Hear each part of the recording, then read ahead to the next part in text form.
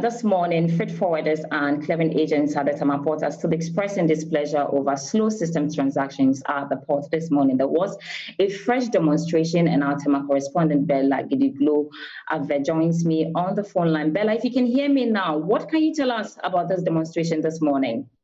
Okay, so when we got to the port this morning, a number of agents had flooded the place with red bands to protest their displeasure over the slow pace at which the system transactions are being operated at the port.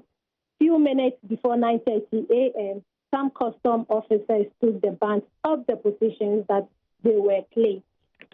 As a result, the agents could not embark on their intended protest as planned. We are yet to get some officials. We are yet to get some officials of the customs unit for some response on why the red bands were taken off. Right. And Bella, they've had a lot of assurances. And just yesterday, the GRA had a press conference where they indicated that just 2 weeks into the implementation of the new system, that's the ICOMS, it has generated some 490 million cedis in revenue. So what is the problem now? And what are they specifically kicking against? Good. All the agents are saying is that transactions at the port are not as it used to be. Hence, making clearing activities so frustrating since 1st June. We have some of the agents here to speak to us. They should tell us what their concerns really are. Hello, good afternoon. Yeah, please talk. Yeah, I'm talking as an agent. We are having a lot of difficulty to clear our goods in the port. I have cars to clear. I paid my duties yesterday. Even I requested for duty 1st June. The duties came yesterday. That's on the 18th, before I was able to get my duty. So now I've paid the duty yesterday to get an officer to work for me. I can't get any officer to work for me. Everything is being done manually. I have to go to Unipass office. They refer me to the system administrator office. From there, I have to go to the in charge. Nothing is working. So this morning, we have to come back to the office and print the manifest in the system to send it to the officer at the same bank before they can give us officer to do for the work for us. Everything is being done manually. There is no system. Please, we are suffering. What happened to your demonstration? Yeah, as my sister already said, as yesterday we told our people that we'll be doing demonstration because the system is not working. So as we got there this morning, the red band that we put all around the offices or where we are supposed to, the officers came to take off everything, and the music that we put over there they took off everything for nobody to come and attend to us. So as we speak now, we don't have anybody that we can speak to while the system is still not working. So, what do you also have to say? In fact, in a nutshell, we don't have a system that we are working with. Everything is being done manually, and it's been given a headache. You have to go here, you go to next scan, you go to this officer, he also refer you to different people. So you're just going, front and back, and it's giving increasing costs about transport and all that. So it's frustrating. So that was the concerns of some agents and freight forwarders that we had. Bella, can you tell us what is next for them? Because we've had these demonstrations since the introduction of the system at the Tema Port. Authorities have also alleged some sort of... I was asking earlier, what is next for them? Because we've had these demonstrations since the implementation of the new system at the Tema Port, where they have kicked against the implementation and also the problems that they are having. So now that they're still having to deal with the challenges, what is next for them? Have they been telling you that? Oh, okay. The problem is still persistent. What's your next line of action? So the next line of action is that, as they said, we are going to have an executive meeting on Monday. So after the meeting, then Tuesday, there'll be serious action again, no matter whatever, so that the leaders will come to our aid. Please, I've sent in a declaration about 3 weeks ago, and then it is not working. So I called yesterday, and then I asked about the demurrages because we already had 21 days from the shipping line. It is off, and then we are paying $100 every day on each container for like 5 days now. So we don't know what to do, and we don't know who to talk to because who's going to pay for the money? Is it the government or the system administrators? We don't know. They will have to come out. So we are going to embark on a serious demonstration again. Oh, wait! Hey! All right, Bella and Aboagye-Wiafe, thank you so much for that report and from the Tema Port. Stay on the ground for us and we'll get back to you to know how this goes in the coming days. Thanks so much for your time. Meanwhile, the Ghana Revenue Authority, GRA, has rejected claims over revenue losses due to challenges with the new system. Reverend Amishada Oswamwa is the Commissioner General of the GRA. As at end of May, the total revenue for customs, if you include the levies on the petroleum sector, comes to 4716. That's 4,700,000,000. Without the petroleum is 4003. Petroleum is 713. So if I add the 713 to the 4003, it gives you 4716 as the total revenue. If we are at 490, if you double 490, you are talking about you are crossing. You don't reach a billion, but you are crossing 900, and so that's why I'm confident that things will continue to. News this afternoon, the Agricultural Development Bank ADB is rejecting assertions it has drifted from its main focus after attaining a universal banking status. ADB was initially set up to play a lead role in financing agriculture in the country. However, some have questioned its new status, arguing it is not in the best interest of the agri sector. But Managing Director of the bank, Dr. John Kofi, disagrees. ADB was established with focus on agriculture. And it was among a group of banks that were supposed to be developmental in nature. I can remember Bank for Housing and Construction, which was supposed to be for the housing sector. There was also, and then NIB, National Investment Bank, that was for industry. There was also once cooperative bank. So you could see that that was the drive to establish financial institutions that are developmental. Now time has elapsed, and with the changing policy drive or economic policies, it became obvious that ADB has to go back to its core mandate, that is agriculture, and even go further to create value chain agriculture, which we call agribusiness. Hitherto, when you say agriculture, people know that you have a cutlass, you have a hoe, you go and then you clear land, but that has changed. Now we talk about agribusiness. It's a whole value chain, starting from primary agriculture to storage to processing to marketing and even haulage. You're still watching the Marketplace. We have more news after this break.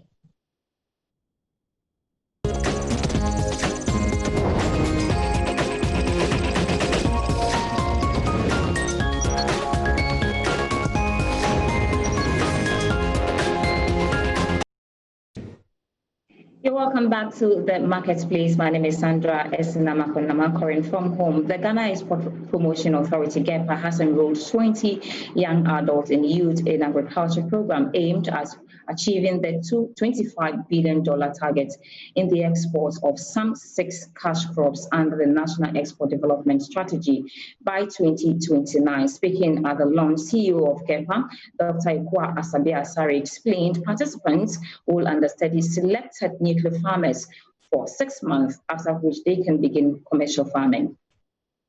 The orientation exercise is a strategic move by the Ghana Export Promotion Authority, GEPA, to shore up export margins in 9 years.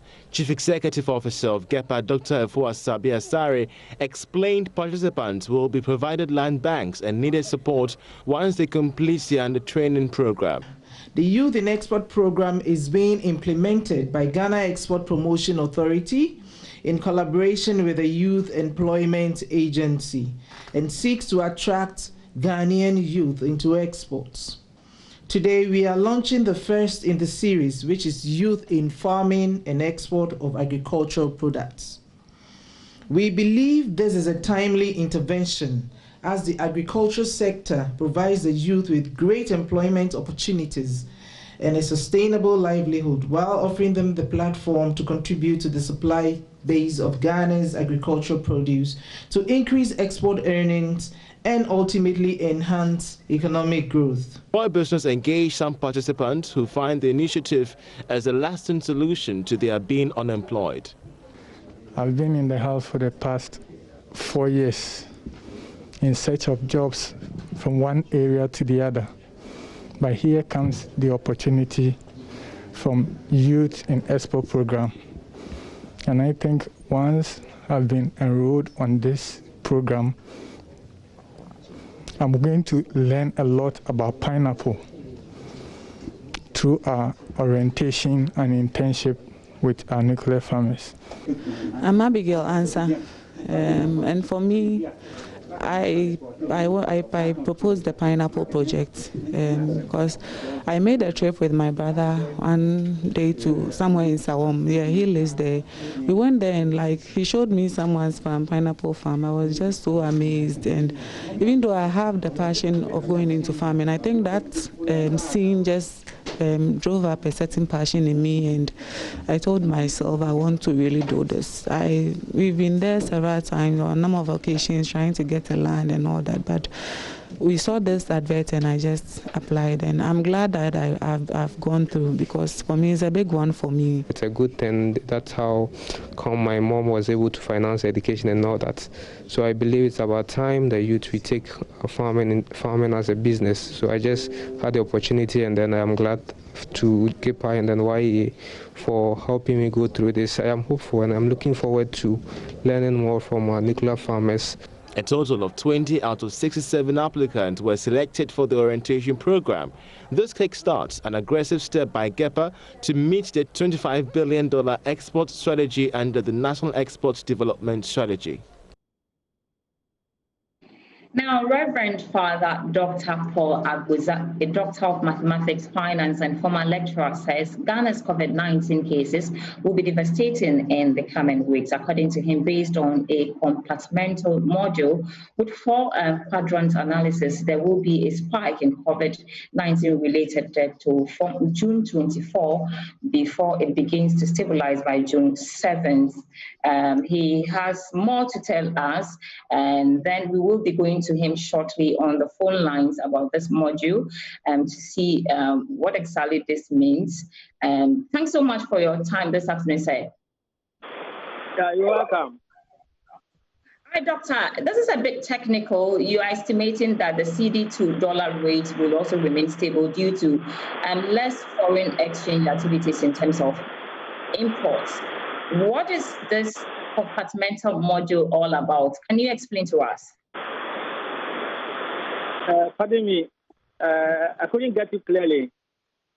Right, I was asking that based on what your module, you estimated that the CD to dollar rate will remain stable due to less foreign exchange activities and then also imports. Now you're using a compartmental module. What is this module about? It is the model normally used by epidemiologists, especially to model the evolution of various compartments or various segments of the society. And in this model, we have 4 segments. The susceptible, that is those who are likely to get infected. The infective, that's those who have been infected already. The dead, and then those who have recovered.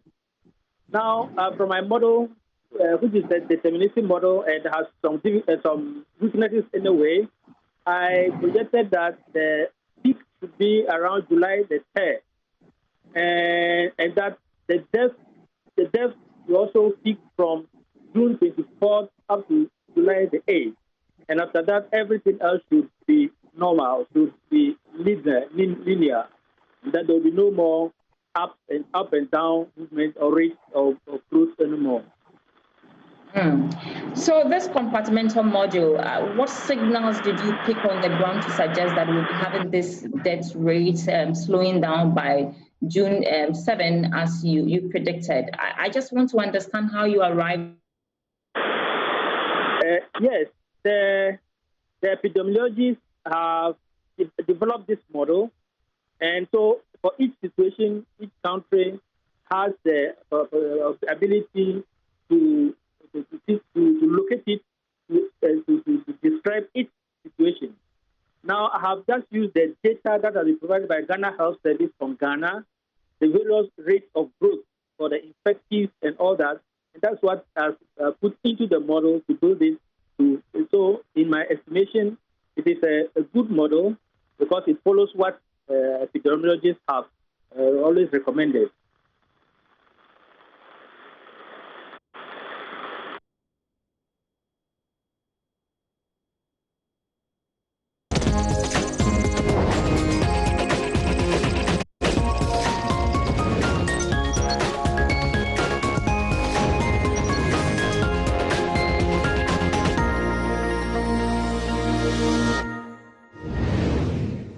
The marketplace, I think we have Dr. back on the line. We have been speaking to a doctor of mathematics finance, and according to him, based on a compartmental model with 4 quadrant analysis, there will be a spike in COVID-19 related deaths from June 24 before it begins to stabilize by July 7th. He also estimated that the CD to dollar rate will remain stable due to the less foreign exchange activities in terms of import. Doctor, are you back on the line? Can you hear me now? Yes, I'm with you. Yeah, sorry for the loss there, but I was asking you earlier, I wanted to understand how you arrived at this analysis, I mean the debt rate and the impact it's supposed to have on our economy. Yes, I have already made a model for Ghana's exchange rate, which is part of my PhD thesis, and I've presented papers also on other things like the forward rate. Now, I just juxtapose this to what is happening now, and I discovered that because of the fear of the disease, contracting the disease, much business activity is not going on. So therefore, the CD has not been what do you call it? There's no much pressure on the CD as we would in normal times. The only time that the CD would have pressure, or the only reason for which the CD will have pressure will be what the banks do. Now, the forward rate, the forward trading that they do, which is controlled by the Bank of Ghana. There also, because the Bank of Ghana sets the ceiling for the amount of money that the banks can buy, it certainly would not drive the rate higher as one would have expected if things were normal.